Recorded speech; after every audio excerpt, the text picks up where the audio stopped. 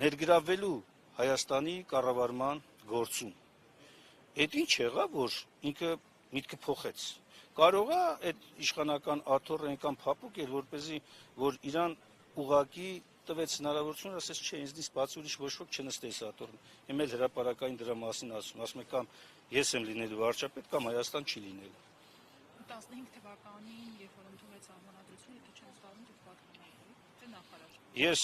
15 թվականին պատգամավոր եմ եղել, ես կողմ եմ արտահայտվել այդ Սահմանադրությանը, առանձին վերապահումներ ունեցել եմ սահմանադրական մեխանիզմների անկատարության մասին, այդ թվում նաև գործադիր իշխանության զսպելու ինստիտուցիոնալ համակարգի մասին, ինչը ցավոք սրտի հիմա առարկայական է դարձել եւ իմ վատ կանխատեսումներ այն ժամանակվա իրականություն է այսօր դարձել։ Այսօր գործադիր իշխանությունը Նիկոլ Փաշինյանի գլխավորությամբ դարձել է Սահմանադրությունը օրնիբուն ոտնահարող ու դրա համար որևէ պատասխանատվության չենթարկվող անձ։ Ըստ էության իմպերատոր, թագավոր, ես չգիտեմ էլ ինչ։ Դրա համար էլ մարդն իրան Հիսուսի տեղել է դնում, հիմա արդեն կանցնի Աստծո տեղն էլ դնելու։ Պարոն Մինասյան, մի հարց էլ այդտեղ շատ այսպես կարծիքներ կան, տարբեր հարթակներում են դիտվում, որ եթե օրինակ ամփոփենք, հա։ Այո, ձեր քաղաքական ուժի վարչապետի թեկնածուն, եթե օրինակ լիներ Աննա Գրիգորյանը, ավելի մեծ վստահության կարժանանայի, քննարկվել է այդ տարբերակը, թե միայն Ռոբերտ Քոչարյան եւ վերջ։ Չէ, այդպիսի տարբերակներ չի քննարկվել, ով միայն կամ եւ այլն։ Իդեպ ասեմ,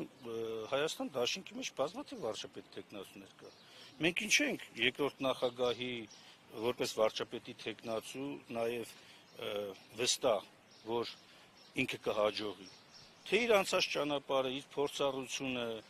թե միջազգային ասպարեզում իր հեղինակությունը, այս բոլորը հնարավորություն են տալիս, այսօր եթե կա այդ հնարավորությունը, ինչու հայ ժողովուրդ այդ հնարավորությունից չօգտվի։ Բայց այդ փորձառությունը այս 5 տարվա մեջ ձեռք բերեց, Ոչ, ով էր, չէ՞ մասնակցում։ Հա, բայց 21-ին էլ էր վարչապետ թեկնածուն Ռոբերտ Քոչարյանը։ Չէ՞ վարչապետ։ Հա չդարձավ, որովհետև այդքան վստահության քվե ժողովուրդը չտվեց մեզ։ Ուզում եմ ասեմ, հիմա կտա, հիմա Այն հույսով, որ վճռական ենք տրամադրված եւ հավատում ենք, որ մեր այսքան գործունեությունը նաեւ ցույց տվեց, որ մենք ճիշտ էինք։ Իսկ Լևոն Բայաջան։ Դա հանրությունը զգացել է, նախորդի Հիմա ավելի վճռական։ դուք հանրության մի մասն եք։ Եթե դուք ասեք զգացել եք թե չէ, ես ձեր տված հարցի շրջանակներում։ Տեսեք, վճռական տրամադրված լինելը եւ քաղաքական process-ներ գեներացնել եւ քաղաքական Բայաջան, խոսակցությունը սկսավ Ռոբերտ Քոչարյանի վարչապետի թեկնածու համոզված կողմնակիցների վճռականությունից, չէ՞։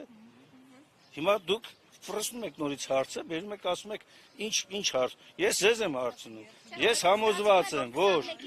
համոզված եմ, որ վարչապետ Ռոբերտ Քոչարյանի ժամանակահատվածում երկիրը շտկելու է իր մեջքը։ Մենք դուրս ենք գալիս այս պարտադրված զիջողական վիճակից։ իսկ պոտենցիալ վարչապետությունների մեջ Լևոն Քոչարյանը կա։ Ոչ։ Ինչու՞։ Ասում եք, կա, ասում եմ ոչ։ Չէ, ես չասեցի բոլորն էլ։ Ներողություն։ Պատգամավոր է, ակտիվ։ Չէ, քանի որ ես հասկանում եմ ձեր հարցադրման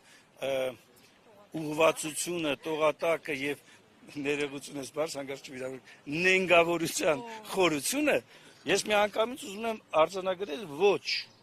չկա։ Ինչու այդպես կտրուկ հատուկ։ Որովհետև ասեցի, որովհետև ձեր հարցադրման,